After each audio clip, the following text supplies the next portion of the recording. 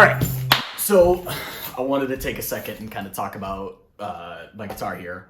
Sorry in advance for some inconsistent audio. I don't have a good miking setup, and I'm in a loud space. It is what it is. So I've been asked about this guitar before, and it's nothing special, really, to be honest. It's a Partscaster, a lot of Warmoth parts, but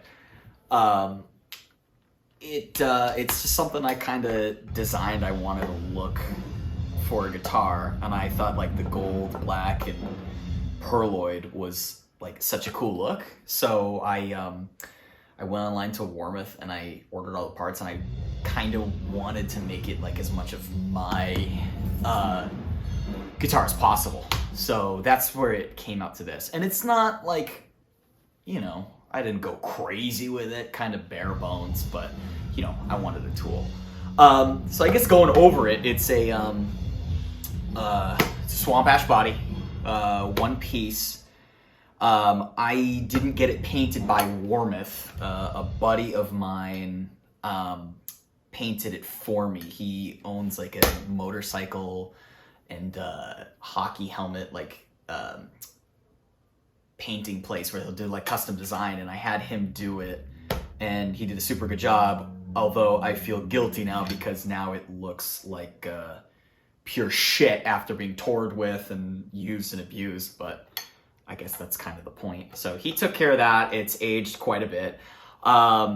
For pickups, it is currently a DiMarzio Tone Zone and a Twang King. I'm a big Richie Kotzen fan, so I wanted something kind of similar to his vibe, but I wanted something with a little bit more kick for the band I was touring with. So the Tone Zone kind of did the trick. For electronics, it's pretty embarrassing because I'm missing a screw right here, so it's kind of falling apart. But, you know, rock and roll, right? It's an all Emerson wiring kit. I can't remember the pots. I think I did like a 250 and a 500K pot in there for the humbucker and the single coil. And it's cool. Like, I like to ride on the volume quite a bit. So I felt like it was kind of perfect for that. I got like a pretty good sweep. I'm missing the switch tip, but again, rock and roll, that's what happens. For the neck was a big piece that I figured out quite a bit. I started out using it was a Fender made in Mexico. It was like one of the really fat ones, and that was cool, but I felt like the frets were too flat, so I didn't use that one for too long. I switched over to another Warmoth neck. It was the standard thin, but I didn't kind of gel too well with the nut width. I can't remember what it was. It was kind of a standard one. And that's where I landed on this one. And this is a roasted maple. It is the 59 round back shape they have. It's completely unfinished, which you don't need to do when it's roasted. For frets, I think, I could be wrong, I think they're the 6150. They're stainless steels. And the nut width is 1 5/8, which I just felt like I liked a little better. I felt like the bigger one kept like digging into my finger, so I felt like this was a little bit better.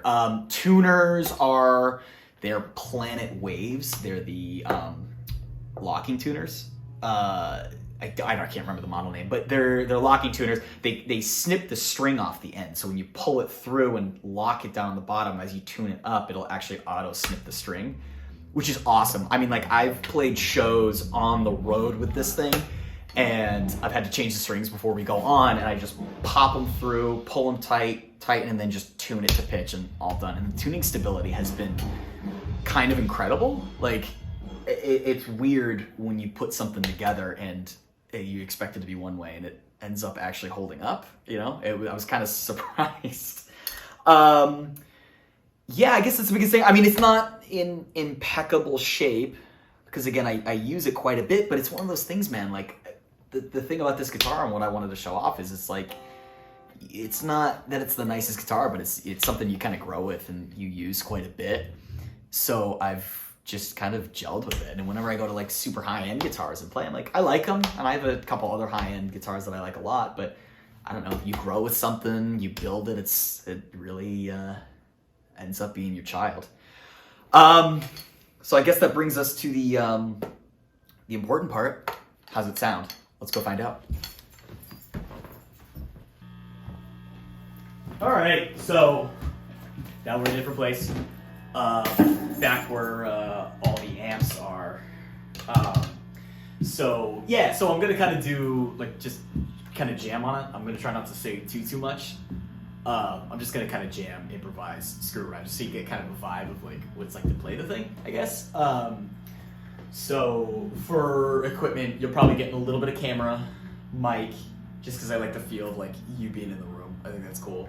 I'm running through BE100, going into the power station because I'm blending a little bit of DI with like an impulse response, so you get like kind of a recorded vibe. And then for room, I'm just using these two Marshall cabinets. On the floor, I have a TC plethora, just give me a little bit of reverb, but that's it. I'm just just trying to keep it bearable and see the idea of the guitar.